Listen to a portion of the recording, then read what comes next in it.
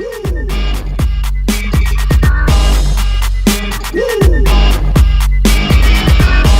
into the spotlight.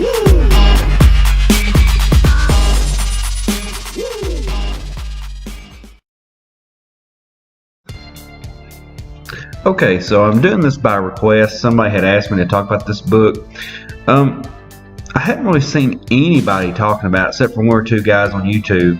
So it kind of, I was like, I don't know if I want to talk about this. But then somebody asked me, so I was like, hey, I'll do it. I don't know if you've watched that movie, A Monster Calls.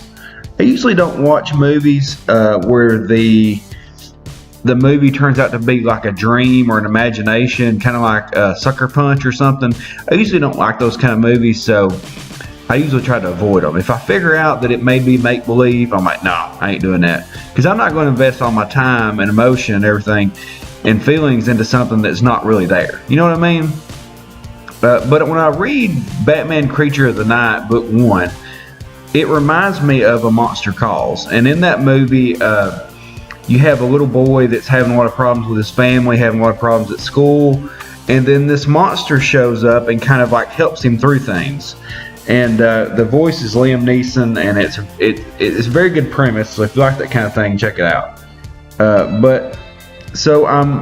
I read this book, and I had to read it again to make sure that I remembered everything. I kind of dabbed through it real quick, but let's check it out and see what you think about it.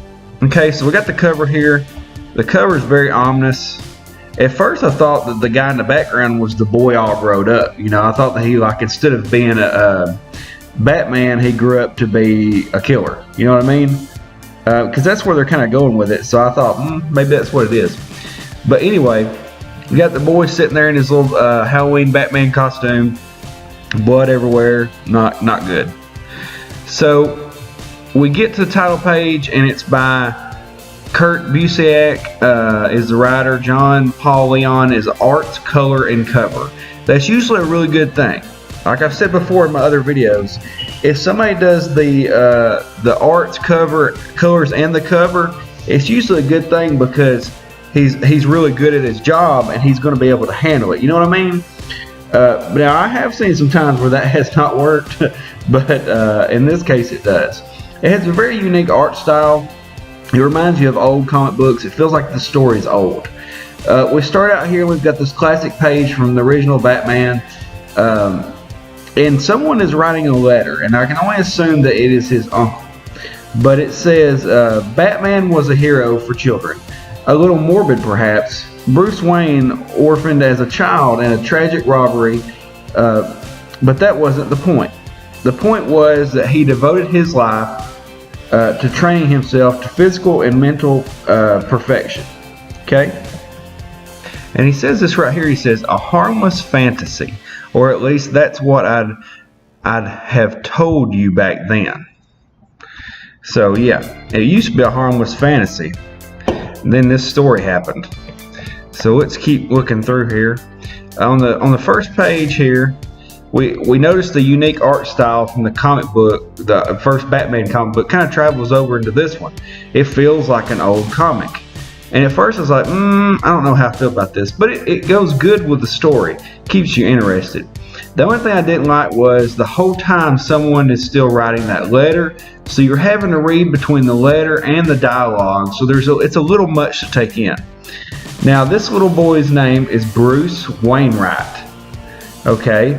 And that's why he likes Batman so much, because their names are so similar. Him being Bruce Wainwright, Batman being Bruce Wayne, him being a kid, instantly they're twins. Okay, to a kid it's like, oh, that's the best thing ever.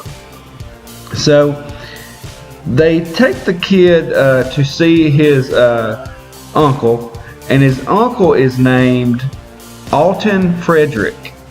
And of course the kid puts Al and Fred together, and it's Alfred. He's Uncle Alfred. So he always wants to go to the zoo and see the bats, of course, because of Batman.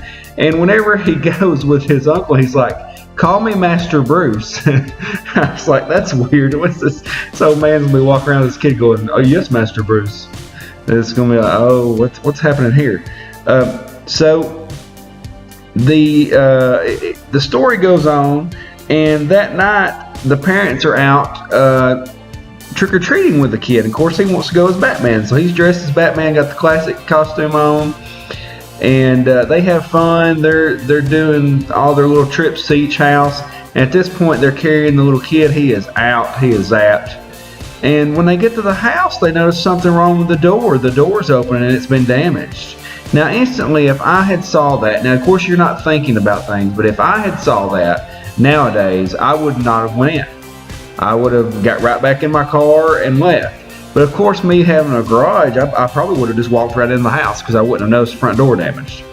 But I also have a security system, so yeah. But this is the older story. But anyway, so they go in the front door, and there are the burglars. They had gotten home too early. The burglars hadn't left.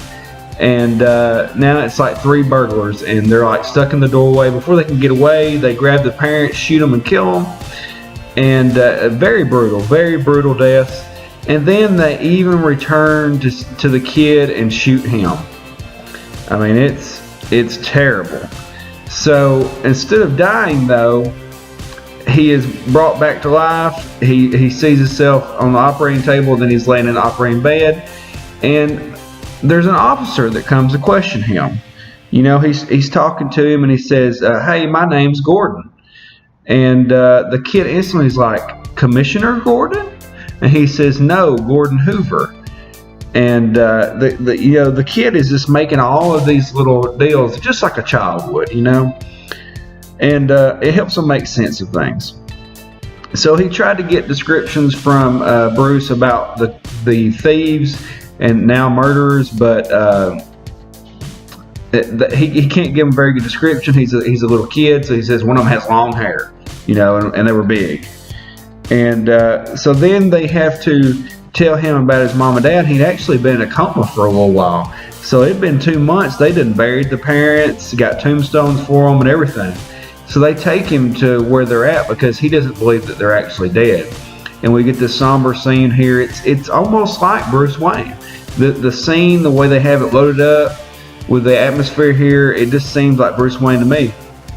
So then he's at a care facility. I mean, the poor kids basically had a crazy house, and they keep bringing him comic books because, you know, these are the kind of people, these are the nice people right here. They're bringing him comic books to read, and so then his uncle comes to see him, and basically the uncle had give him up to the state because he can't take care of him. And I'm thinking that the uncle lives some kind of bad lifestyle. He doesn't think that he would be a good parent, but you never do that to a kid. You know, you're its family. You need to raise that kid. But anyway, he just gives the kid up to the school for boys, and so now he has nobody. And what does he do to retaliate? Well, when people pick on him, he pounds them in the ground. And so then he's got a little bit of a troubled history. There's all that going on. And at the same time, he's calling that Officer Gordon every day, trying to find out if he knows anything.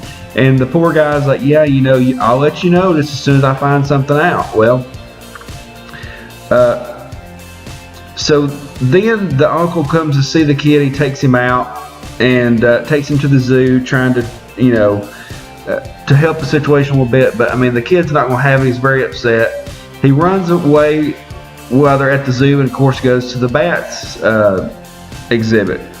And he says, "It's not fair. It's not. Mom and Dad, Uncle Fred, Uncle Alfred, Cornerstone, Officer Gordon. In the comics, this wouldn't. It would. Batman would. It shouldn't be like this. It shouldn't be like this. It shouldn't be." And then the glass just busts on the zoo exhibit, and all the bats are just flying all around Bruce. Very reminiscent of the movie, and he just sits there as the bats fly around him. So then the story changes, because instead of the cursive handwriting writing the letter, now we're at the boy's style writing the letter, and he's writing his own little letter. And so he's talking with one of the counselors about what happened at the zoo. He says, well, and you know, it's so funny because this kid is trying to be like Batman. He's trying to pull the detective move. He says, "Look, the glass was broken from the inside. It busted out. I didn't have anything to do with that. I didn't break that glass at the exhibit. Something broke out. So then we cut to some scenes of the city. We see some gangsters running, and something's attacking them. Something's killing these gangsters, and then we get this shot. The bats have formed into this big bat creature that looks like Batman, and he's taking these guys out, but instead of beating them up, he's killing them. So then the kid wakes up and he says he thinks he was having a dream about that. He says it wasn't a dream. It was more like, I don't know, a movie, watching something happen on TV. And that's when you're saying, what's going on with this kid? So then he's checking the newspapers, trying to see if anything's popped up about his dream. And then it gets really confusing, because then we go back to the cursive writing and back to the kid's writing. And that was the only thing I didn't really like about it, because I was like, oh my God, dude, you're expecting somebody to read a book in this comic book. But we keep going. The kid grows up. During the summer, he can't go home. So when the school lets out, they take the kids that don't have anybody on these different adventures. They take them horseback riding and teach them to dance, all these different activities during the summer. And I think that's great. But he's upset because he knows that they're doing this because he doesn't have anybody. So at this point, he sneaks out of school sometimes and rides a train into Boston and just walks around by himself in Boston. And one night while he's doing this, it finally happens. He says, I wasn't even asleep the next time it happened. And so he's had one of those weird visions, and there's the bat creature again, and it's attacking people. And then he has another vision that he sees his parents, but they're Bruce Wayne's parents. And they're talking about, they say, what do they say here? It says, he says, no, you're the Waynes from the comic books. It says, you just can't remember our faces, kiddo. The man who killed us got away, and you're forgetting us. So in your mind, you're giving us these. He goes, no, I remember your faces. They say, no, you don't. All that going to Paris and plays and riding horses, no. So he's fighting with himself. He thinks that it's not right for him to be having fun while the killers are still running around. He thinks he should catch them. And it's a very good way of writing a child's justification for things, okay? See where I'm going? And he said this time it was a dream. So he had that vision, and now he is going to he's actually going to the police station. Like, he's just showed up. He's bothering the guy and asking him more questions.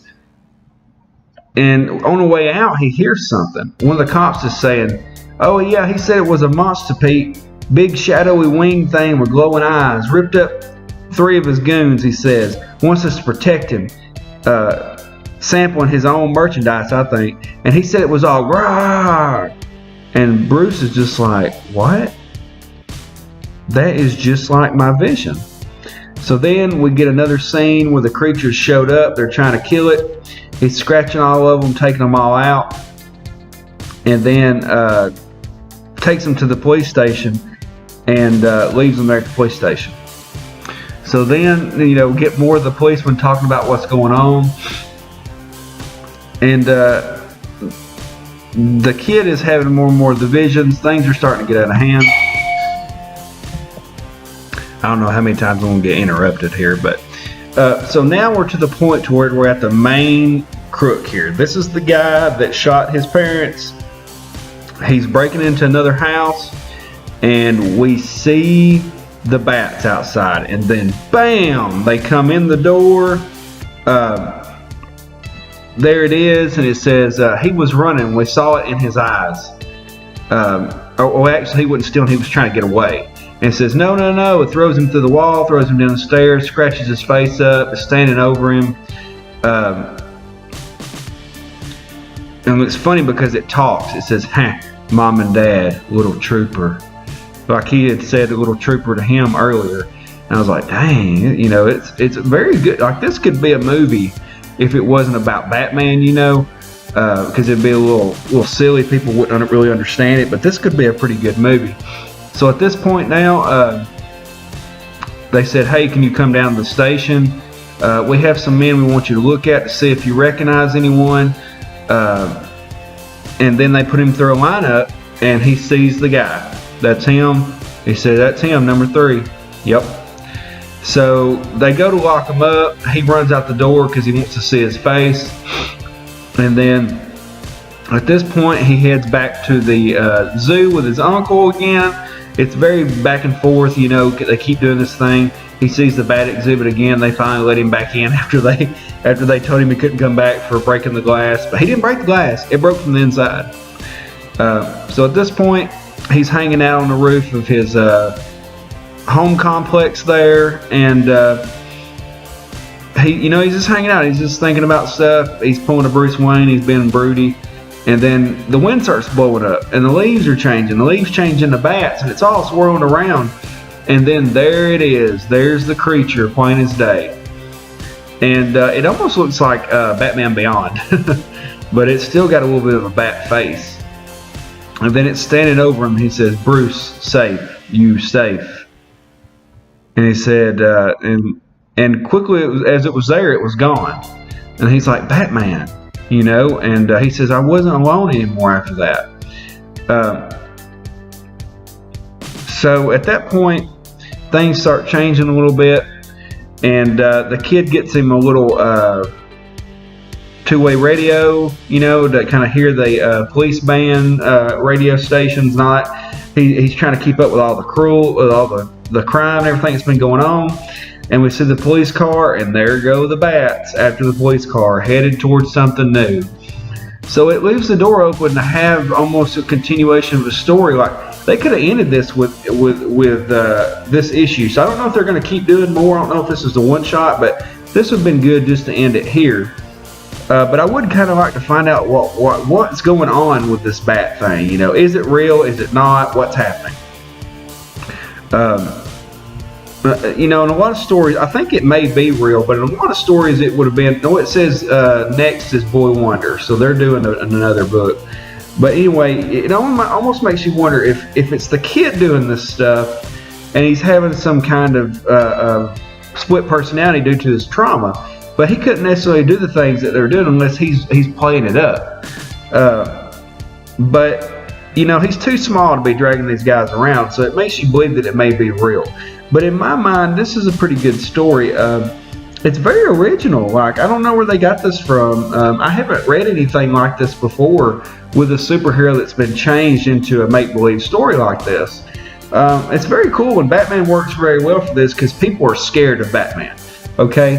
Batman is a scary figure. They already think he's a giant bat, but what if he was a giant bat? A giant imaginary bat that just came and kicked your butt. I mean, it's pretty cool. I like it. It's whole imaginary friend deal, taken to the next step. And there's not really any language in it. I like that. I like the way the art style is. It's fun. It's a little bit too much of the same colors, but it changes because at the end it gets very defining with the bat creature, so that you can see him very easily. It's like that was very intentional. So it's cool. Yeah, I mean, I would definitely give this a read. It was kind of a long book, so I had to give a long review on it. But tell me what you think about it. Is this a good book? Is it off to a good start? Or is it just one of those weird stories that people are going to forget? I don't think so. I think it's going to be pretty cool. Kurt Busiek's pretty cool. All right, guys, that's all I got. Don't forget to hit the like. And don't forget to hit the bell for notifications. And please support me on my Patreon. Have a great day, guys. Talk to you later. Underground Geek out.